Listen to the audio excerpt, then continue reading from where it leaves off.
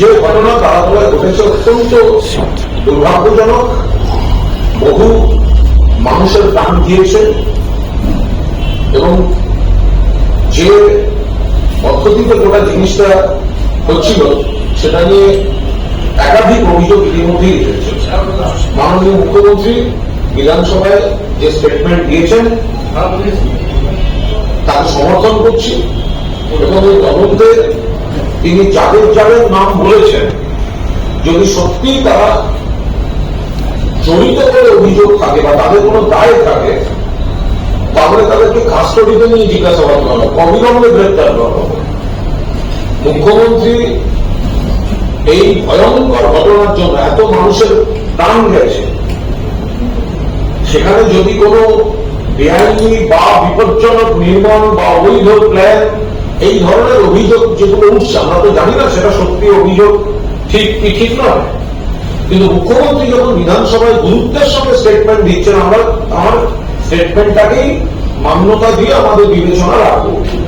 মানে এত বড় ঘটনা যখন হয়েছে, যদি সেখানে কোনো অনৈতিক বা অবৈধ কোনো কিছু সেই জায়গায় হয়ে থাকে, তাদের প্রত্যেকে আমরা গ্রেফতার দাবি করছি। আমরা এটাও সঙ্গে যোগ করছি যে শুধুমাত্র সামনে কয়েকজনকে দেখা যাচ্ছে তাদের নামে এফআইআর হলো এবং তাদের গ্রেফতার করে নেওয়া হলো, আর বড় নাম যদি পেছনে থাকে তাহলে সেটা শুধু রাজনৈতিক উদ্দেশ্যে বিধানসভায় ব্যবহার করা হলো, সেটা যেন না হয়।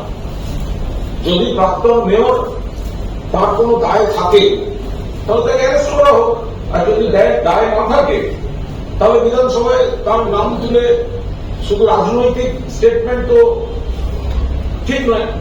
মাননীয় মুখ্যমন্ত্রী যখন প্রাক্তন মেয়রের সই করা কাগজ তুলে দেখিয়েছেন বা প্ল্যান, এবার তার দুটো দিক থাকে। একটা হচ্ছে মেয়রকে অনেক কিছু সই করতে হয়, প্রত্যেকটা জায়গা তার নিজে দেখে নেওয়া সম্ভব নয়, এটা একটা তাদের যুক্তি হতে পারে।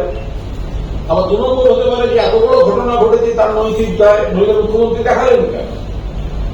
তো মুখ্যমন্ত্রী যখন দেখিয়েছেন তো তখন সামনে যে কজন থাকবে নিচু স্তরে তারা শুধু গ্রেপ্তার হবে, আর কেউ কেউ নতুন তৃণমূলের সহসভাপতি হয়েছেন বলে গ্রেপ্তার হবেন না, প্রোটেকশন দেবেন মুখ্যমন্ত্রী, দুটো যেন না হয়। এটাই আগের দিন বলেছিলাম যে যাদের যাদের বিরুদ্ধে অভিযোগ তাদের মধ্যে যারা ধোয়া তুলসীপাতার সাহায্যে অন্যদিকে গিয়ে বসে, তাদের কিন্তু প্রোটেকশন দিলে হবে না। আপনি যখন অভিযোগের আকারে আপনি কাগজটা দেখিয়েছেন তাহলে অ্যারেস্টও আপনাকে করতে হবে, আর যদি অভিযোগ না থাকে তাহলে আপনি সেই কাগজটা দেখালেন কেন? যদি সইয়ের মধ্যে কোনো প্রশ্ন না থাকে তাহলে সেটা টানা উচিত হয়নি। একজন লোক পদাধিকারী, তাকে 10টা সই করতে হবে, প্রত্যেকটা তো নিজেকে ইন্সপেকশন করে করা সম্ভব না। তা মাননীয় মুখ্যমন্ত্রী যেটা দেখিয়েছেন আপনারা সবাই দেখেছেন, অভিযোগের আকারেই তো দেখিয়েছেন, তো তাহলে অ্যারেস্ট হবে না কেন? তার কারণ তথাকথিত নতুন তৃণমূলে গেছেন, বালিশাটা তৃণমূলে গেছেন বলে, বালিশাটা তৃণমূলের সহসভাপতি, বালিশাটা সাতক্ষণ মাপ, বালিশাটা তৃণমূল মুখ্যমন্ত্রী দেখাবেন, অভিযোগ করবেন, কিন্তু তাদের গ্রেপ্তার করা হবে না। তো ফলে অভিযোগের আকারে যদি থাকে তাহলে এইগুলো হচ্ছে অন্যদিকে। কার মুখ্যমন্ত্রী একবার একজনের নাম করে বললেন 80টা বেআইনি নির্মাণ, ওই গ্রেপ্তার দেখতে পাচ্ছি না তো, উল্টে চলে গেল বালিশাটা তৃণমূলে। একবার বললেন সই করেছেন, দেখুন কার সই, তিনি বালিশাটা তৃণমূলে। ফলে মুখ্যমন্ত্রীর নাম দিয়ে গ্রুপ দিয়ে যাদের যাদের নামে অভিযোগ বেরোচ্ছে সেগুলো তো সব বালিশাটা তৃণমূলে চলে যাচ্ছে এবং সেখানে কোনো পুলিশ অ্যাকশন হচ্ছে না। যার নামে 80টা বেআইনি, 80খানা বেআইনি নির্মাণের অভিযোগ, সে বালিশাটা তৃণমূলের পদে চলে যাচ্ছে বলে তার পুলিশ হবে না, অ্যারেস্ট হবে না? আর একটা পাতি পাড়ার ছেলে কোথায় গিয়ে সে অ্যারেস্ট হবে? এত বড় একটা ভেঙে পড়লো, এত লোকের মৃত্যু, যেগুলো নিচু তলা নিচু স্তরে তারা একটা তাদের 2-3 জন অ্যারেস্ট হয়ে গেল। আর বড় মাপের নেতা যার সই দেখা যাচ্ছে সেই নথিতে, তিনি দোষী না নির্দোষ আমি জানি না, আমাদের জানার কথা নয়, কিন্তু মুখ্যমন্ত্রী দেখিয়েছেন অভিযোগের আঙ্গিকে দেখিয়েছেন বিষয়টা, এই দেখুন কে করেছে। তো তাহলে তাকেও অ্যারেস্ট করা উচিত। তাহলে বালিশাটা তৃণমূলে গেছে বলে কি অ্যারেস্ট হবে নাকি? এটা তো প্রথম থেকে আমি মুখ্যমন্ত্রীকে বলেছিলাম, আপনারা সবাই দেখেছেন যে যদি কড়া করতে হয় সকলের জন্য কড়া হবে, ছাড়া তৃণমূলে যারা চলে যাচ্ছে তাদের ক্ষেত্রে আপনি ছাড় হয়ে যাবে আইনে, কি করে হবে সেটা?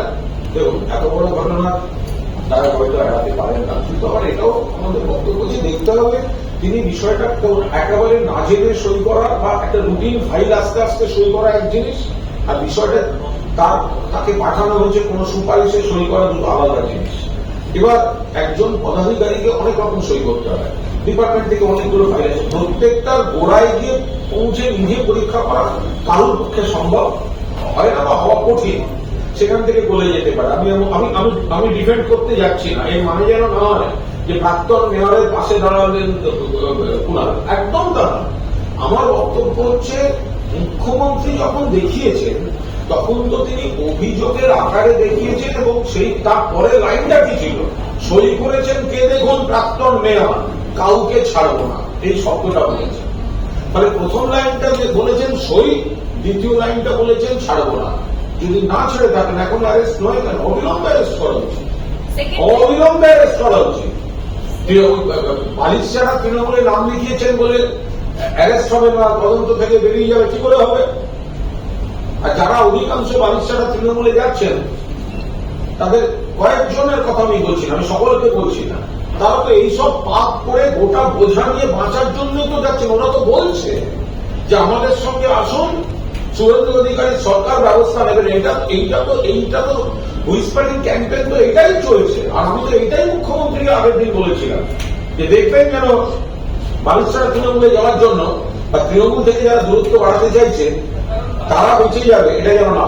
আমি আবার বলি, আমি এইসবের মধ্যে ঢুকছি না, কেন সেই বা ইত্যাদি। আমি এইটুকু জানি, এই তথাকথিত কালী বলে যার কথা বলা হচ্ছে তাকে অপসারণের জন্য একসময় কায়মা স্ট্রিট থেকে নির্দেশ এসেছিল, এবং সেই নির্দেশটা মানে কালী কখনোই ক্যামা স্ট্রিটের নয়, কালী পুরসভা, ঠিক আছে? এখন ফলে ওখানে তথ্যগত বিভ্রান্তির অবকাশ আছে। ক্যামা স্ট্রিট, আমি ক্যামা স্ট্রিটের ডিটেলে ঢুকছি না, ক্যামা স্ট্রিট কিন্তু কালীকে কোনো অবস্থায় সমর্থন করে, স্বাগত জানাচ্ছি, একদম স্বাগত জানাচ্ছি। অর্থমন্ত্রী যেটা বলছেন বিভিন্ন দপ্তরে যে দুর্নীতি অসঙ্গতি থাকে সেগুলো শ্বেতপত্র হিসেবে সামনে আসবে, স্বাগত জানাচ্ছি। কিন্তু সেখানে দেখতে হবে ওটা প্রকাশের পর যে ওটা তার ভিত্তি কতটা আছে। একটা গেলাসে অর্ধেক গেলাসে জল আছে, এবার অর্ধেক গেলাসে জল আছে না অর্ধেক গেলাস ফাঁকা, কিভাবে ওনারা দেখাবেন, কোন তথ্যের ভিত্তিতে দেখাবেন, সেগুলো আমরা অপেক্ষা করবো। কিন্তু সেক্ষেত্রে আবার দেখতে হবে যে বালিশছাড়া তৃণমূলে যে প্রাক্তন মন্ত্রীরা চলে গেছে তাদের দপ্তরগুলো, তাদের শ্বেতপত্রটাও যেন ঠিকঠাক ভাবে থাকে। তাদের শ্বেতপত্র এমন শ্বেতপত্র হলো পুরো সাদা পাতা, কিছু লেখা নেই, ওরকম শ্বেতপত্র যেন না হয়। বালিশছাড়া তৃণমূলে চলে গেছে প্রাক্তন মন্ত্রী, সুতরাং তার দপ্তরের শ্বেতপত্র পুরো শ্বেত, হোয়াইট পেপার মানে হোয়াইট, তাদের কোনো ছাপা কিছু নেই অভিযোগ, সেরকম যেন না হয়। কালীর সঙ্গে আমার সবিস্তার কোনো আলাপ নেই, আচমকা দেখা হলেও চিনতে পারবো না। তিনি কার্যত এক্সিকিউটিভ মেয়র পোস্টে কাজ করতেন বলে শুনেছি, সেই পদ সংবিধানে আছে কিনা জানি না, কিন্তু তিনি হর্তাকর্তা বিধাতা ছিলেন, কাউন্সিলররা তাকে ভয় পেত এবং তাকে যথেষ্ট তৈলমাধ্যম করে চলত। এখন মুখ্যমন্ত্রী বলেছেন কালীকে ধরলেই সব বেরিয়ে যাবে, বা কালীকে জিজ্ঞেস করলে বেরিয়ে যাবে। জিজ্ঞেস করলে কেন, এখনো কালী অ্যারেস্ট হয়নি কেন? আর কান টানলে মাথা আসবে। আপনি ফুল ইয়ার হেড উইল কাম, চলো আপনি মুখে শুধু বলেছেন কেন ফুল ইয়ার হেড উইল কাম, কান টানলে মাথা আসবে, তো জানা কথা। উনি মাননীয় মুখ্যমন্ত্রীর বিবৃতি আমি একদম সমর্থন করছি আপনার, তার কারণ উনি একটা গুরুতর ঘটনায় তদন্ত এবং একটা নেক্সাসের কথা বলেছেন।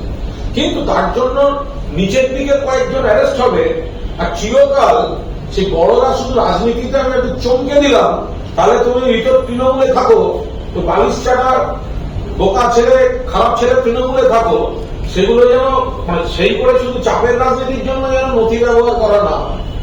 দাদা অ্যারেস্ট করুন, যদি দোষ করে থাকে অ্যারেস্ট করুন, কালী শুদ্ধ অ্যারেস্ট করুন, কালীর মালিক সহ অ্যারেস্ট করুন, কিন্তু রাজনীতির জন্য তাদের বদনাম করে ব্যবহার করবেন না। তাদের বিরুদ্ধে যা যা অভিযোগ আছে তাদের এলাকার লোক এখন আমাদের কাছে পৌঁছে দিচ্ছে, সব শুদ্ধ নিয়ে মুখ্যমন্ত্রীকে ফাইল শুদ্ধ দেবো, নিয়ে এবার এদের বিরুদ্ধে ব্যবস্থা। আমি তো দেখবে আর চলবে, লুচির মতো খুলবে। ওর আছে কি গেঞ্জি আন্ডারওয়্যার ছাড়ার সময় লোক আছে? একবার বলুন না, কেন্দ্রে যেতে বলুন না একবার। আমি যখন আমার কেন্দ্রে যাবো কর্মী সভা করতে, বৃষ্টি হচ্ছে হয়তো ডেকার করতে হবে, যেতে বলুন। আমি তো ঘুরে বেড়াচ্ছি। আজকেও শুনলেন মাননীয় অর্থমন্ত্রী বললেন কুণালবাবু কিছু ভালো প্রস্তাব দিয়েছেন, সব ডিপার্টমেন্টে সেগুলো পাঠাচ্ছি। আমরা সব রকম কাজ করছি, এলাকার কাজ করছি, এলাকার প্রজেক্ট নিচ্ছি, এলাকার ঘুরছি। বলুন না একবার শুধু বিজেপি নেতাদের বাড়ি বাড়ি টিপিক্যাল বোকা ছেলে, একদম মানে বিজেপি নেতাদের ঘুরে ঘুরে যাচ্ছে।